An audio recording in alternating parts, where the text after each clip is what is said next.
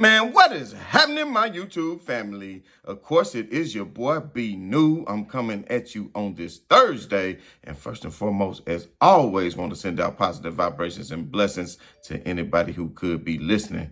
Now, with all that being said, we all know that the Los Angeles Lakers were in action on yesterday, trying to snap a losing streak as they had just coming off a loss to the Phoenix Suns and look to take on the Los Angeles Clippers on the road, or should I say at home, because of all the Lakers fans that were in attendance last night who turned the, I almost said Staples Center, the Crypto.com arena back into, might as well have been the old Staples Center, you understand me, because I just want to say, 21, can you do something for me? Because you know, Year 21 was in full effect on yesterday. And as you can see, the Lakers continue to not put together 4 quarters of good basketball. That is my biggest takeaway from the game because, and it's not just all on LeBron James. You can't expect him at age 39 and year 21 to carry the team throughout 4 quarters, but to show up in the 4th quarter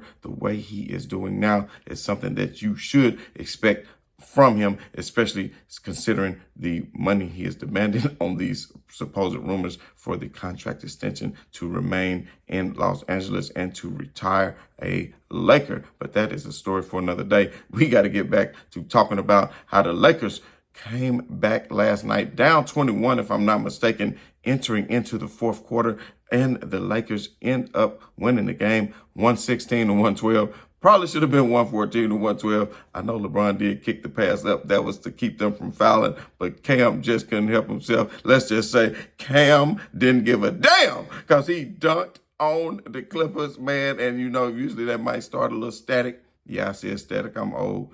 Bring it back, young people, man. Just start saying, man, y'all want to start some static. But anyway, now, seriously, on a serious note, they didn't do anything about it. And the main thing I don't want to talk about is LeBron James's offense as he hit 3 after 3, which we will talk about. But I want to talk about how the game began to change as LeBron took on the challenge down the stretch of guarding none other than Kawhi Leonard. And Kawhi Leonard probably was the only one on the Clippers who was looking good and didn't look like a deer in headlights as LeBron James started to turn on his magic for the Los Angeles Lakers. But from an X's and O schemes, I will say that Darvin Ham did his job in making adjustments because early on in the game, James Harden was having his way in pick and roll situations as the Lakers have been known to switch, but the Lakers began to blitz instead with Jackson Hayes, and that sort of put a trap over Harden. You still have a defender chasing over the top, but now if Harden gets around the screen, he now meets Jackson Hayes right there in the lane, forcing him to have to pass over the top versus having a run to the lane by them playing drop coverage or switch coverage. And that, I think, was a turning point in the game. And then the Lakers start to give them a dose of their own medicine in the 4th quarter. As you can see, the Lakers kept getting the switch they wanted, getting LeBron on tights, and that helped LeBron easily taking him off the dribble, getting open shots as he started to feel it and just drop 3 after 3, man, and it just looked nice for LeBron James. And I know he was just in a zone as he put the Lakers on his back and ultimately led them to victory. But as he was doing so, I think Coach Lou decided, you know what, we're just going to double team LeBron about 30, 40 feet out from the basket, you know, and get the ball out of his hands. But, of course, they picked the wrong one to do so. And when they double teamed LeBron, you got to give it up to D'Angelo Russell. He didn't just stand around. He made movements. And because of his movements, LeBron found him. And then he could find other cutters or kick it back out instead of taking a mid-range. And that's ultimately what he did when he kicked it over to Rui Hachimura for a big 3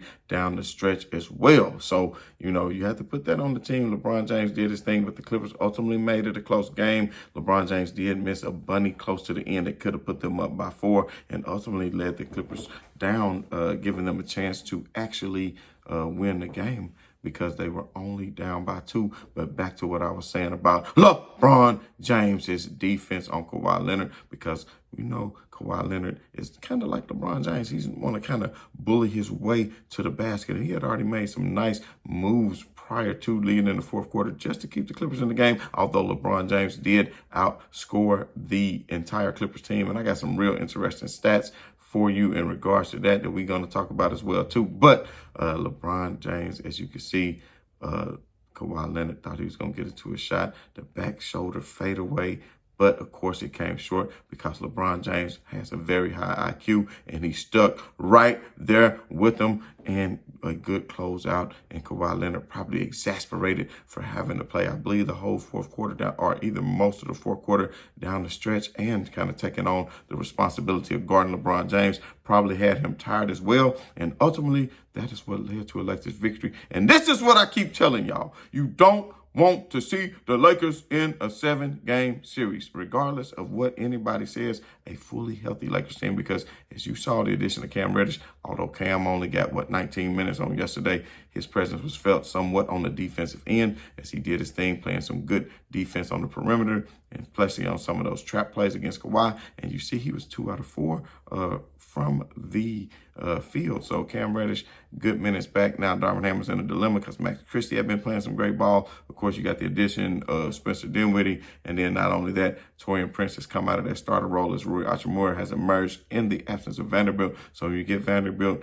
back, Ham is going to have some decisions to be made. And of course, come playoff time, you're going to have to push some of these other people to the bench as you shorten that to a probably 8 to 9 man rotation. I would like to see Jackson Hayes and Vanderbilt still get minutes down the stretch, although I would like to see Max Christie get his at time, but that you can't overdo your minutes. But if that's the case, I mean, get these other players minutes so they can feel confident, but just nail down the rotation so everybody knows what their job is. You can't flip-flop. And we know Christian Wood has been out as of right now, too, and he was starting to play pretty good basketball. But speaking of starting to play pretty good basketball, you got to give props up to D'Angelo Russell, because D'Angelo Russell was doing his thing, especially that 3 that he hit down the stretch when LeBron found him, and he caught it high. You understand me? And it's almost like D'Lo had a criticism for LeBron after the game in so many words. Maybe subtle, probably not. Maybe I'm just overlooking it. But the way he said it, when you catch it, it's not always in the right spots. But I'm just joking because D'Lo did give heavy praise to LeBron after the game, even calling him one of the greatest ever. So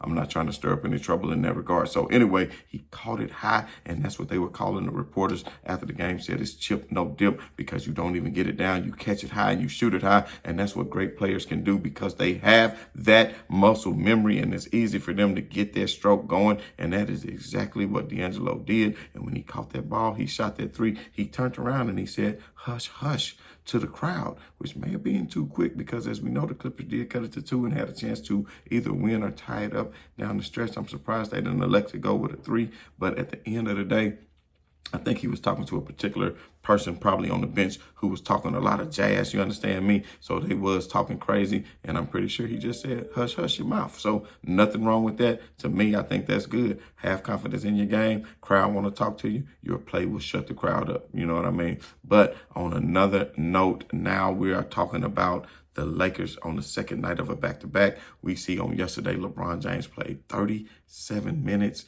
and, Anthony Davis played 36 minutes. So you would wonder tonight on the second night of a back-to-back against a team like the Wizards. Of course, you may want to rest LeBron on the second night of a back-to-back. They may want to rest AD. I figure one of them is going to be rested. It's in the afternoon now, Central Time. As of yet, I haven't heard anything about either one of them not being listed to play for tonight. But if it is, maybe I do breaking news. We can do a short and update everybody, man. But, I look for the Lakers to continue tonight with a victory. LeBron James last night, 34 points, 6 rebounds, 8 assists, 13 out of 21, 62%, 7 out of 12 from the three-point line, 58%, and was a plus 11 on the floor. So LeBron James with a great night last night. Anthony Davis' night was very subtle.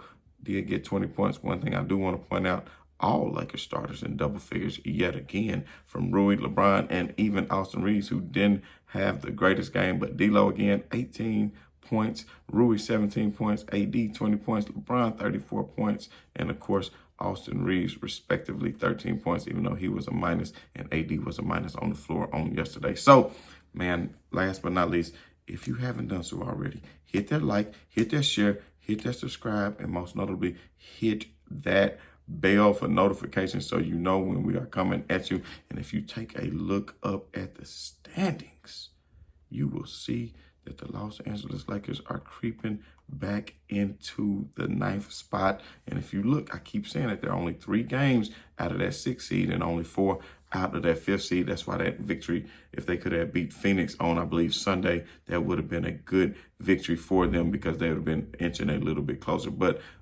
we coming for the Pelicans, the Mavericks, and the Kings. The Lakers have some matchups against all these teams coming up. Most notably, I think the Kings and the Pelicans. So I think they've played the Mavericks. I think they might have another game against the Mavericks this year. I have to check and see. But anyway, man, peace and much love to everybody I'm down with and everybody I clown with. And if you haven't done so already, like I said, hit that like, hit that share, and subscribe. And as always, this is your boy B New. I'm saying right on to the real and much love to these haters. I'm out.